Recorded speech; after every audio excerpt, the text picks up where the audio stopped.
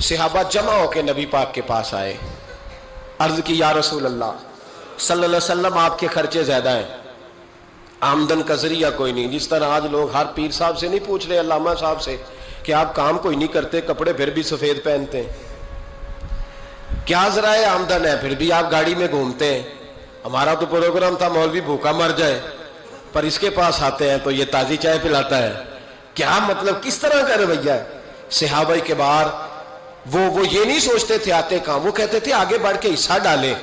وہ سارے آگے بڑھے، کہا یا رسول اللہ صلی اللہ علیہ وسلم اخراجات زیادہ ہیں، ذرائع آمدن بظاہر کوئی نہیں، نذرانوں پہ اعتراض نہ کیا کرو. نذرانہ دینا نبی پاک کی سنت ہے، نذرانہ قبول کر لینا نبی پاک کی، بولو، حضور کی سنت ہے.